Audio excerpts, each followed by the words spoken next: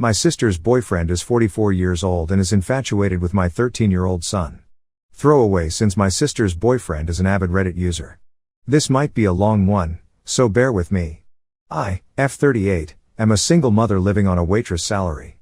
Times are tough right now, and due to unforeseen circumstances, I've had to move in with my sister for the past couple months.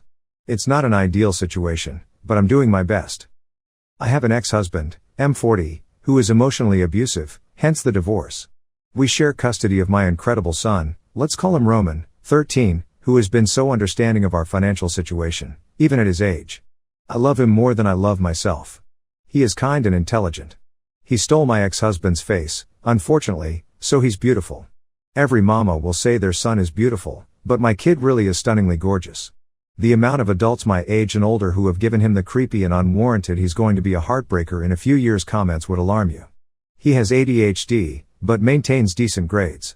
He plays a sport and is good at it.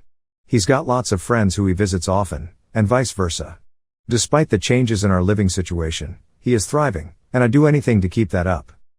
My sister, let's call her Sarah, 42, and her boyfriend, let's call him David, 44, are well off and live in a massive house. My sister was happy to take me in, but her boyfriend David, not so much, which I completely understand. I offered to pay rent, but my sister won't have any of it, so I do chores around the house and cook as often as my work schedule will let me. I never saw much of David anyway. He was often at the bar with his friends, or working, or locked in his room playing video games. When we did see each other, he acted like I didn't exist. My son Roman was staying with his dad for a while as I was figuring things out, and I was worried about David's attitude once my son moved in with us. I talked to David and promised him that Roman would be respectful and well behaved, but he was weird about it and shrugged me off. Then David met Roman. David is absolutely fascinated with my kid. His disposition changed so quickly that it gave me whiplash. Suddenly, he stopped locking himself in his room and has decided to spend time with us, well, mostly my son. He helps Roman with his homework. He watches all of Roman's favorite shows so that they can talk about them together. He buys him food and gifts. My sister Sarah is over the moon. She's been telling me about how us moving in has been the best thing for their relationship, because David is happier now. I thought it was sweet at first. But in the back of my head, I think something more nefarious could be going on. To paint a clearer picture, I've noted some other changes I've noticed that I can't decide whether they're innocent or not. 1. David texts my son often, which wouldn't be weird, except he does it while he's at school. The texts themselves aren't weird at all, but David lightly scolds him for not replying sometimes. 2. Before my son moved in, David was rarely ever home during the afternoon/evenings. He'd stay out after work and go drinking with his buddies until late in the night, a habit he's had for years, according to my sister. Now, he's home all the time. He gets home before Roman gets off the bus, around 3:15 p.m. if he's not at practice, and stays home all day, even offering to babysit while I'm working through the evening. He still drinks, just in the house. 3. Last Wednesday, I woke up to use the bathroom during the middle of the night. To get to the bathroom, you have to pass by my son's room. I was surprised to see that the door was closed all the way, since Roman always likes it open because his room gets hot at night. Also, he has been staying up late texting his friends lately, which has caused him to sleep through his alarm and miss the bus some days. So that night, I opened the door to let the air in and make sure he was asleep, and there was David. Standing by Roman's bed. In the dark. He stated that he was looking for his cell phone, but I saw him jump with anxiety when I opened the door. He left quickly, muttering something about how it might be in the kitchen. Why would his phone be in my son's room? And why was the door closed? 4. David offers to drive my son everywhere he needs to go. Only him. School, if he misses the bus, practice, his friends' houses. This is the same man who wouldn't lift a finger for me until my son moved in. It's been incredibly helpful since I'm not home often, but a part of me wonders if he's doing it for the wrong reasons. 5. I caught David doing Roman's laundry, resulting in a few articles of clothing going missing. This one irritated me because I make my son do his own laundry. I asked him not do this, but his excuse is that he is trying to save water. I don't know how to fight him on this, since it's his house. I am terrified to bring this up to my sister. Am I reading into things too much? Am I silly for worrying that he might have ulterior motives? If I tell my sister and she gets angry and there's nothing going on, she'll kick us out and we'll be homeless. Update 1. Hi all. First, I want to thank you all for your responses and suggestions. I am so overwhelmed by the replies and was unable to read them all, but I'm glad, and terrified, to see that I'm not going crazy, that there is something wrong. I also want to thank those who shared their experiences with being groomed/sexually assaulted, as it opened my eyes to a lot of things. Second, I'd like to clarify a few things. I did not let my child in David's car after the bedroom incident. I would never do that. After this occurrence, tied with the laundry situation, I began to take note of David's behavior, which was when I started putting the pieces together. I came to Reddit shortly after, and here we are, unfortunately. Third, I'd like to address a couple questions I've seen. 1. David is not on any sex offender registry. 2. By saving water, David meant that he combines loads of laundry, meaning that he'll do his laundry and Roman's laundry in the same load. The laundry that I've seen go missing are mostly socks, which is typical, even when Roman was doing his own laundry. But then, Roman told me that he was missing a couple shirts and a pair of underwear. That alarmed me, since this only happened once David started doing his laundry. Massive red flag. 3. The texts between really are innocent, David asking him what he wants for dinner, what time he should pick him up, discussing shows they've been watching. But based on his other behavior, it's clearly a grooming tactic and I'll be sure that it stops immediately. No way in hell should he be texting my kid at school. 4. The bedroom situation, in clearer detail. I peeked in to make sure that Roman was asleep, and David was at the foot of his bed.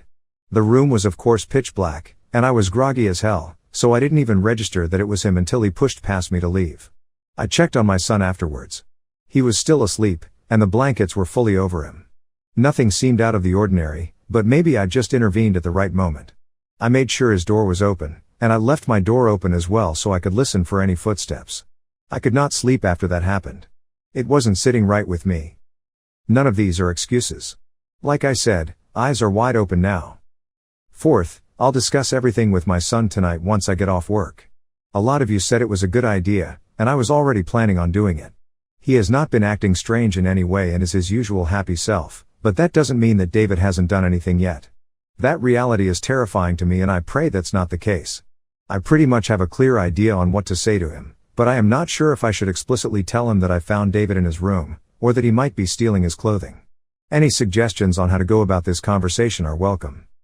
Fifth, I fully plan to confront David and talk to my sister Sarah about this. I am not a doormat, and I will do anything to keep my son safe. David is on a church retreat and thankfully has not been home for a few days. I've decided to speak with my sister first, in case David twists my words or manipulates her into believing that nothing is wrong. And once he returns, I'll confront him based on how my sister reacts. Any other suggestions on how to go about it are welcome as well. Sixth, I've read your suggestions about setting up cameras, checking for cameras, drug testing my son, and finding his missing articles of clothing. I plan on buying cameras and drug testing him once we have a conversation. I did look for cameras and found nothing, but I'll look again.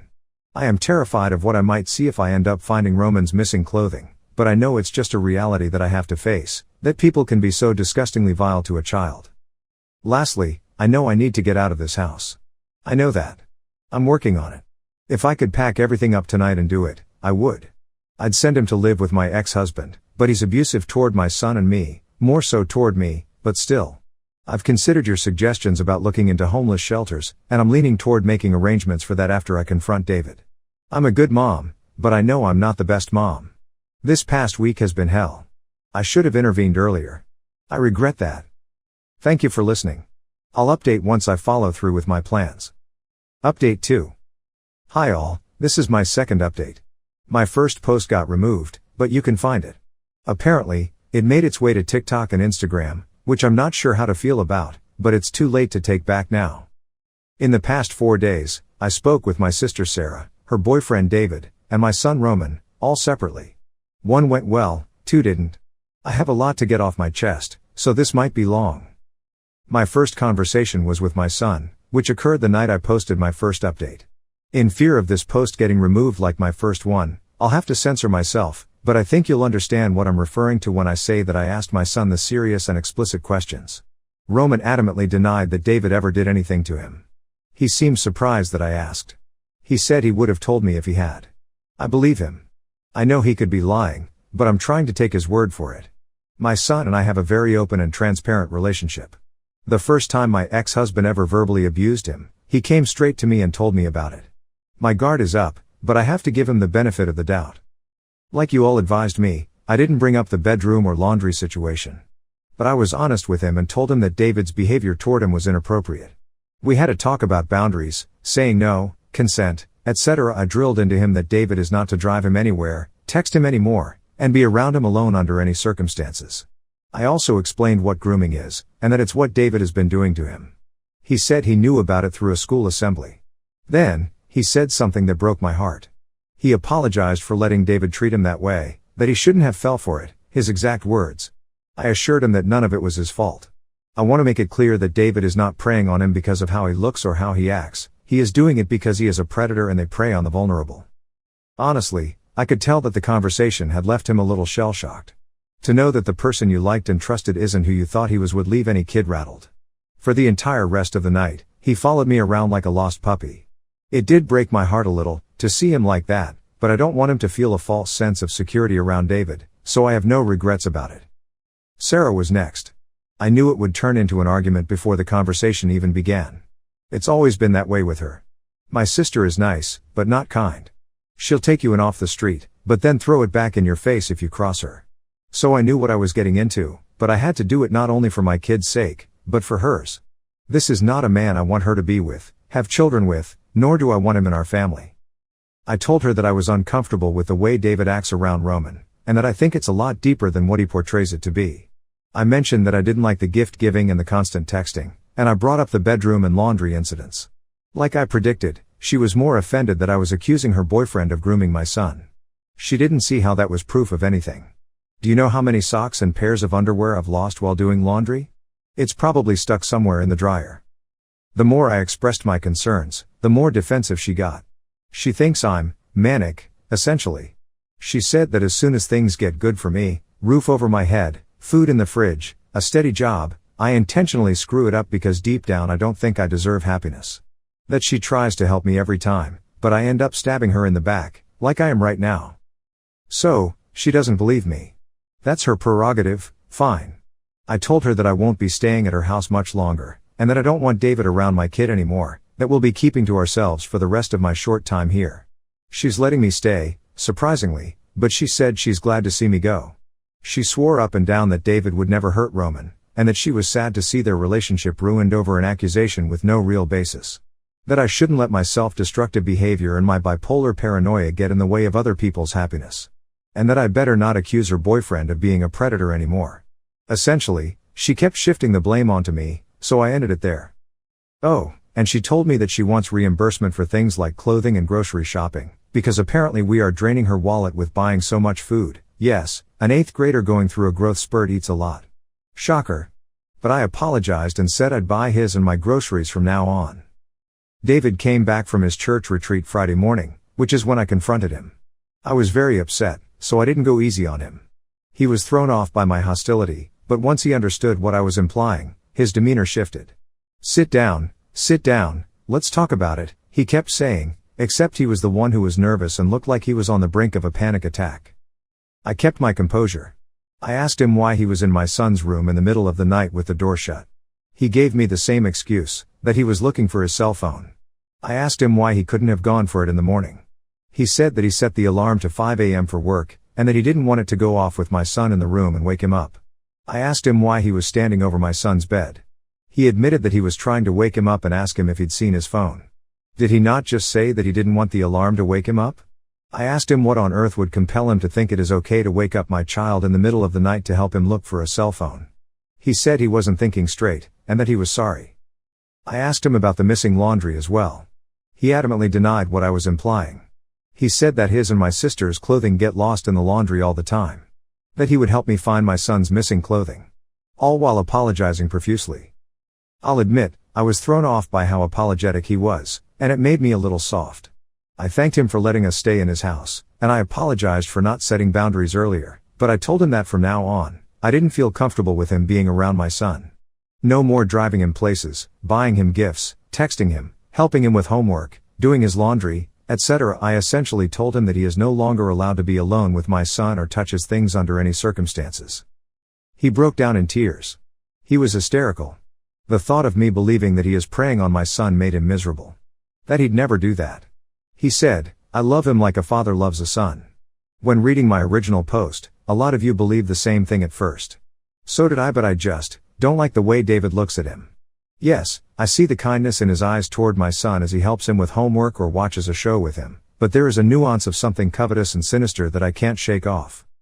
Anyway, I told him that it's unhealthy for him to be so fixated on a child, and that he cannot depend on my kid for happiness. I told him that we'd be leaving very soon, more on that later. I didn't tell him where or when it was happening. He asked if there was anything he could do to rectify the situation. He suggested that the four of us sit down and talk about it. I declined. I reiterated that he is not allowed near my kid anymore and left it at that. A small part of me feels like I was too harsh on him overall. Maybe he was just looking for his phone. Maybe it's a coincidence that articles of clothing are missing. But he was on his knees, sobbing, like I had just pulled the rug out from underneath him. For a child he hasn't known for that long. I don't think he was devastated that I'd accused him of being a predator, he was devastated that I revoked his access to my child. I'm not stupid. I once witnessed this man argue with my sister, brutal, verbal assaults from both sides, which ended in my sister crying. He didn't shed a tear. For my peace of mind, and yours, I've been watching Roman like a hawk. When I'm home, he's with me. When I'm not home, he's at a trusted friend's house, or again, with me. I actually took him to work with me this morning, which he wasn't thrilled about, but whatever. I made him block David's number, of course. We haven't been in the house since Friday, but as some of you suggested, I will sleep in his room at night instead of making him sleep in my room. I'll be honest, I decided to hold off on drug testing him, because I really do not think David has been drugging him. My son is naturally a heavy sleeper and has always had issues waking up for school, even before we moved into my sister's house. I checked his text messages, and from what I've seen, he's never texted David at night. He's usually up texting his friends in a group chat. Like you all suggested, I purchased a nanny cam, specifically the one where you can watch the footage on your smartphone. I wasn't expecting it to be so pricey. I ordered them on Wednesday, and they are due to arrive tonight or Monday morning. I'll put it in my son's room and review it every day. I'm really nervous because there's a possibility that I'll see something odious and I don't know if I can handle that. Lots of you have voiced your concerns for my kid. From what I've seen and from what he's told me, he's doing fine. We have been staying at a motel for the weekend, now that David has returned from his church retreat. I wasn't taking any chances. $56 a night, and a little sketchy, but I don't want to complain. Again, despite the situation, his mood has been a lot better than mine has. He thinks a motel is the same as a hotel, so to him, it's like we're on a mini vacation. It's mind-blowing how kids can be so resilient, even in the most unnerving situations. The majority of you have told me to go to a women's shelter. I looked into this, and while it's an option, the closest one to where I live is more than an hour away. I don't have a car. I can take the bus, my usual mode of transportation, but that disrupts his commute to school, and my commute to work. It's still winter and freezing cold where I live, so I'd rather watch him like a hawk than live on the street and subject him to the cold weather. And I am not taking him back to my ex-husband's house. There's a reason why he left, and why I divorced him. Which brings me to some good news. I applied for public housing a long while back and I am in the process of getting approved. They contacted me for documentation, which I submitted, and I got verified, so I think that's a good sign. I'm very fortunate, since I know wait lists can be long sometimes. I can't believe I'm holding it together so well, but I'm proud of myself. I think I'm doing everything I can. Thank you for listening. I'll update again shortly with hopefully better news. Edit, this goes without saying, but I will of course talk to my son before putting a camera in his room. Update 3. Hi, all, this is my third update. Another long one. I have both bad news and good, really good, news.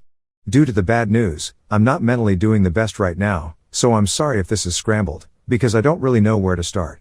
I'm angry, hurt, disgusted, and as all of my emotions begin to pile upon each other, I'm beginning to spiral a bit. And before anyone begins to worry, I'll put it out there now that my son is doing okay. I guess I'll start off by saying that my son and I weren't in the house much, up until Friday of this week. We'd been staying at a local motel that's decently close to his school and where I work. I am a waitress at a restaurant, and my manager knows I'm dealing with housing issues, so he's been a bit understanding with me when I call out. But when you don't work, you don't get paid, and between the lifts, takeouts, and motel costs, my wallet isn't doing so great, but I'm 100% making it work, and I have no regrets. But since we weren't at the house, things sort of escalated a bit. David's number is blocked on Roman's phone, but he found him on TikTok and Instagram on Monday night and messaged him there. Nothing explicit in the messages, just things like, "Did you block my number? I really miss talking to you, is everything okay? Maybe in the future, we can talk to each other again. I'm sorry if I upset you or your mom. Are you and your mom safe? Where are you staying? Respond to me when you get a moment. I have something important to tell you." And many more like that, just him begging my son for a conversation. I was livid when my son showed me. I think what set me off the most is that I know David messaged him because he thought my kid would respond without telling me. He thinks they have some secret, private relationship right under my nose that I'm interfering with. I'm pretty sure that's why he hasn't kicked me out of his house. He's not mad, just miserable and desperate for some sort of contact. I feel like no matter how hard I pull my son away from David, he's refusing to let go. We blocked the Instagram and TikTok accounts immediately, and I screenshotted the messages. I'm trying to keep a record of everything. I asked Roman to delete his Snapchat account, just in case, but he didn't want to do that. I'm 99% sure he has a girl on there that he likes. I let that slide because he came straight to me about the other accounts, and he agreed not to add any new accounts on Snapchat or post anything that gave away our location for the time being. This entire ordeal upset my son. He broke down in tears when he came back from school the next day. That hurt a lot to see. I don't know if I expressed this, but Roman genuinely liked David, and they got along well. Maybe my kid saw him as a father figure, since he was shunned and neglected by my ex-husband. I think I underestimated the mental toll it would take on him from having to cut David off completely, and then block him when he reached out privately. Someone noted that I should get him into therapy soon. I plan on doing that once we are securely living on our own and I find the money for it. It's definitely a priority. David's harassment spilled over to me, too. He called me multiple times and texted me things like, "Let me know when you're back so we can resolve this. Am I allowed to attend Roman's baseball game on Thursday with you? I'd like to support him. Can you please answer? I'd really love to talk, just us. I'm sorry if I gave you both the wrong impression." I didn't block his number on my phone. I figured that the more he talked, the more likely he'd continue to incriminate himself and I could use his words against him. I didn't answer a single one of his questions, but I let him know that if he contacted my kid ever again or if he showed up to his school or any events that I'd go straight to the police. And that's not an empty threat, either. Unbeknownst to him, I am getting the police involved because I now have solid evidence that this man has a sick obsession with my child. This is the bad news, and I'll forewarn you that if you're easily triggered, please don't read any further, or at least skip this and the next 2 paragraphs. I want to thank you all for confirming my suspicions in the first post, because I found something heinous. I mentioned that I planned to set up a camera in Roman's room. I asked for his permission first, and he said he didn't care since we're barely in the house anymore. The camera I chose is motion sensitive and links the footage to my iPhone, so I can watch it anywhere. The camera was set up on Sunday night as soon as I received the package, and I hid it above the doorframe, so that it overlooked the entire room. You can't see it unless you use a ladder. I didn't get anything for a couple days. I was randomly notified of movement in the room, but saw nothing when I looked at the footage. But on Wednesday evening, at around 6, David came into my son's room, stood there for a moment, and then left, no longer than a minute. An hour-ish later, he returned and started going through his drawers. He picked up a specific garment and left within less than 2 minutes. I wanted to throw up. I didn't sleep that entire night at the motel. The following day, I had someone cover my shift, which gave me the opportunity to do a deep search of David's room while he was at work and my son was at school. I found the article of clothing inside of his pillowcase, on top of the pillow, right where he would lay his head to rest at night. I was so sick to my stomach that it took me almost 2 hours to confiscate that article of clothing and check it for evidence. I won't elaborate, but you can infer what I mean. I was nauseated the entire time. All I could do was put on gloves, throw it into a Ziploc bag, and shove it into my closet. I didn't want to look at it or even think about it. I still don't. That answers the question of why David was so insistent on doing my kids' laundry. Who knows how long this has been going on. I've been ruminating on the next steps to take. Besides my main priority, going to the police, my other priority is telling my sister Sarah. We are obviously not on the best terms right now. She found out that I confronted her boyfriend last week, and she is livid. How dare I accuse him of grooming my son? Apparently, he's not the same man he was after we left, and returned to his old habits. He was back to going to bars with his friends every evening. His drinking got worse. He had stopped coming home early from work and dragged himself through the door at almost midnight, if he even bothered coming home, that is. And he was no longer affectionate toward her. Apparently, it's my fault he's depressed again. If those aren't red flags, I don't know what is. I can't tell if she is in denial, or if she can't actually see them. But what she's most concerned about is that David hasn't been home since Thursday. He went to work, came home briefly, then left again without telling her when he'd be back. In my head, that makes sense. He knows that either she or I took the garment that was inside of his pillowcase, and now he's afraid to come home. It confirms all of my suspicions.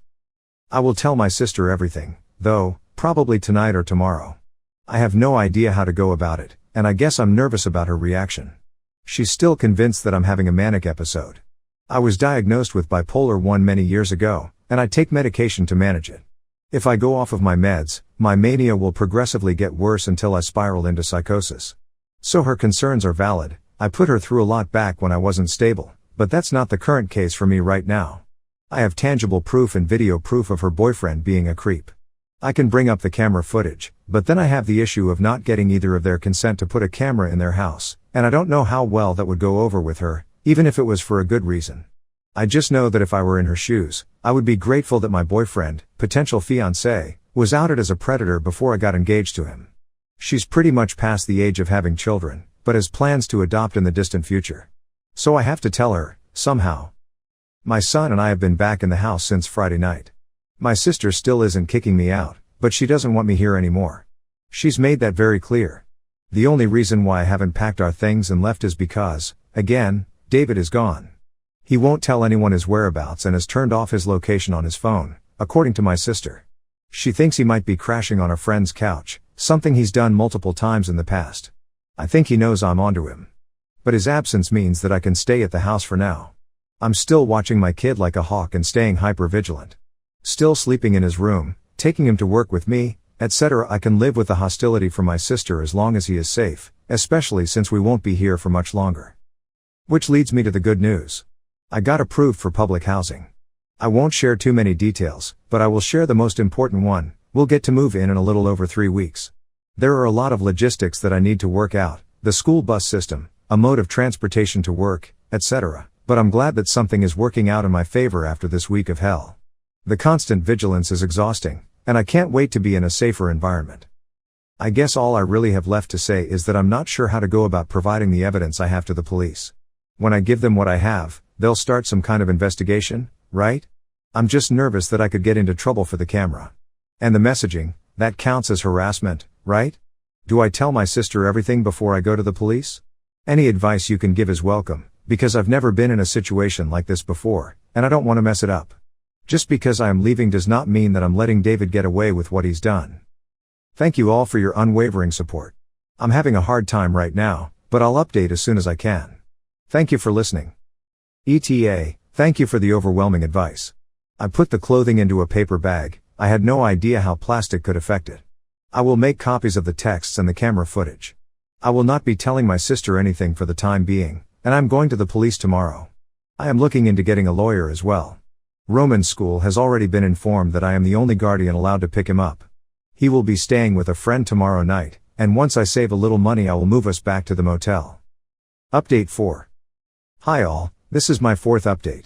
It's a bit weird to be sharing the personal details of my life to thousands of people online, but I feel like I owe it to you all and it helps me keep track of everything, so I don't mind. Not to mention how helpful your advice has been, as I've never encountered a situation like this and I was terrified that I'd make the wrong move and mess everything up. So thank you all so much for being so kind and helpful. There's a lot I have to talk about. I did go to the police, and an arrest will most likely be made in the near future. Before I get into that, I think I will start with the escalation in David's behavior and his whereabouts, and then circle back to what happened with the police. Hopefully, the timeline still makes sense. In my last update, I left off with David's disappearance after I found out what he did with my son's clothing and confiscated it. It turns out that David was not on the run, nor missing, nor crashing on a friend's couch. He holed up at his parents' house, and is still currently there. My sister informed me that due to my accusations of him grooming my son, David had a mental health crisis. She hopes I'm happy with myself, and she feels the need to stay with him for support. So, in other words, he's hiding at his parents' house because either the guilt is getting to him, or he's scared. Or both. His entire family is infuriated with me. Whatever story he's feeding them is making me look insane in their eyes. Not once did they ask me for my side of the story. After I went to the police, my sister made the decision to kick me out of her home. I saw it coming a mile away, so I'm not too upset by it. I just wish she didn't feel such fierce loyalty to him and his family. I don't even know how to explain to my kid that his aunt doesn't support him. She does know I was approved for housing, and that I have no other place for our belongings at the moment, so she at least has the decency to let us keep our stuff there until we can fully move out. I guess that counts for something. Not much else to say about that. I've just been trying to keep my distance. David's behavior, though, got so much worse during this mental health crisis. The harassment escalated to stalking, under the guise of wanting to clear the air. He showed up to Roman's baseball game that was held at a different school to try and speak with him. That means he found his schedule, the exact time he was playing, and the address of that school.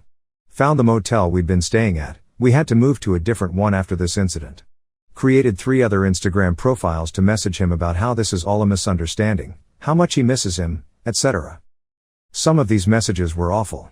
Things like don't let other people make decisions for you, and you're old enough to decide who should be in your life and who shouldn't. Paragraphs and paragraphs of him pouring his heart out to my son, and begging him not to tell me that he's been reaching out. This harassment has left my son completely disillusioned. After screenshotting everything, I asked him not to read the messages anymore and to just delete them. At that point, I wanted to take his phone away, but I knew he'd resent me for that. Maybe I made the wrong decision, maybe I didn't. I don't know. The day David found our motel was one of the most traumatic moments of my life. I don't know how he found us. My sister knows I've been staying at a motel, but I never told her which one. On that day, it was about 9 p.m., and I needed to go to the corner store to grab something. My son was taking a shower and getting ready for bed, as he had school the next day.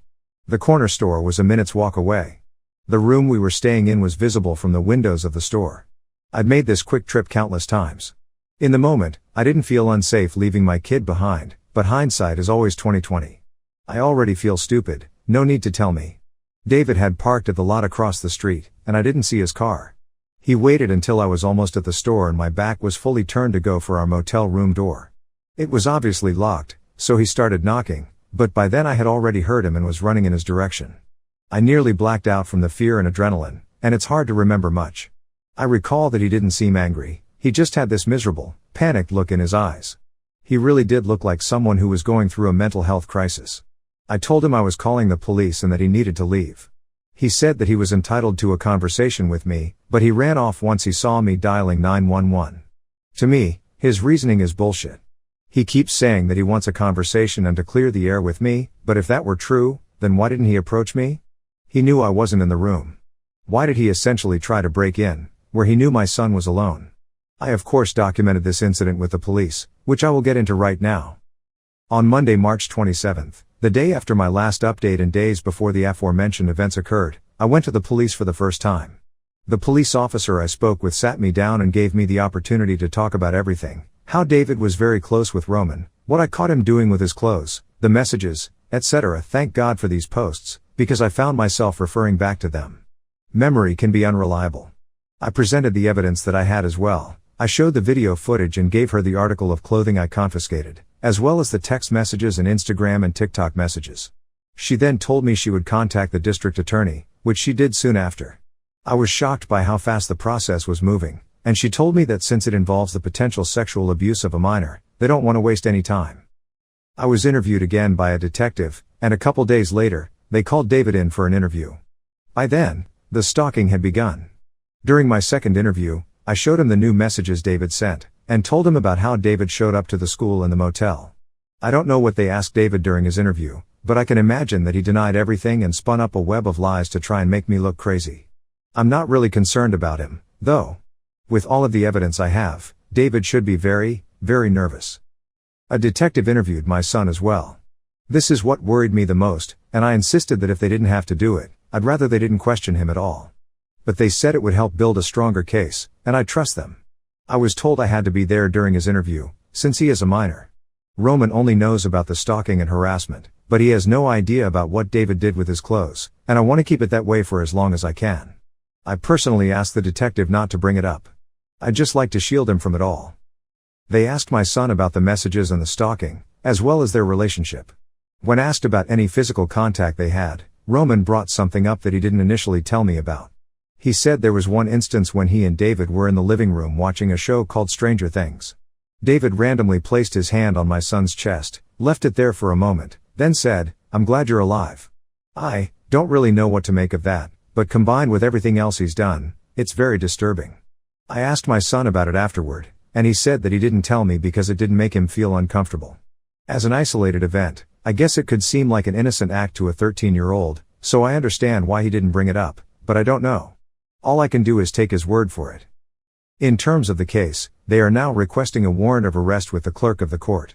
If this is granted, then David will be arrested and charged with lewd and lascivious behavior, harassment, and stalking. He could end up getting up to 5 years in prison, maybe even more since a minor is involved. So that's where I'm at right now, waiting for the clerk's decision. The waiting game is stressful, but I'm trying to focus on the positives as much as I can. It's nice to see how fast the police and detectives are working and how serious they are taking my case. All I can do is trust that the outcome will be in my favor. After the interviews, all of David's harassment stopped. Good thing, too. Stalking and harassment of a minor is a felony, and I'm sure knowing that the police are onto him scared him. I'm not naive enough to feel safe, though. I filed a petition for a protective order after the motel incident.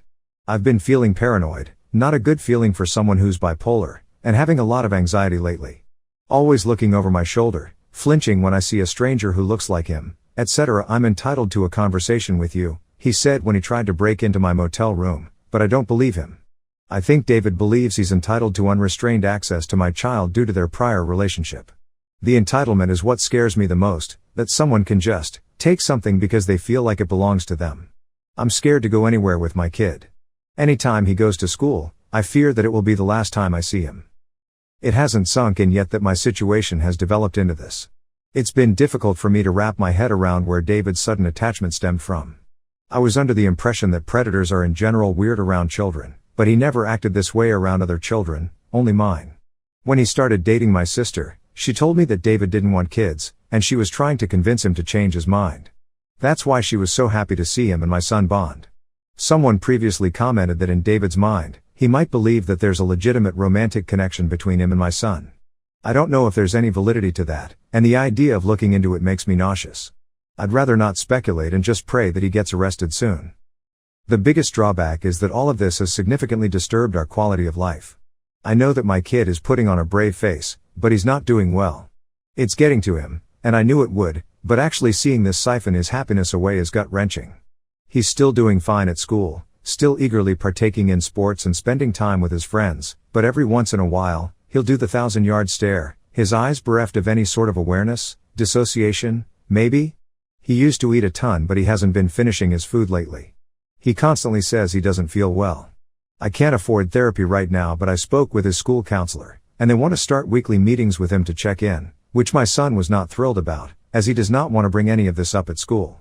He is very open with me about his feelings and we do talk about everything that's been going on, but there's only so much I can do. He needs a professional. I'm not doing well either.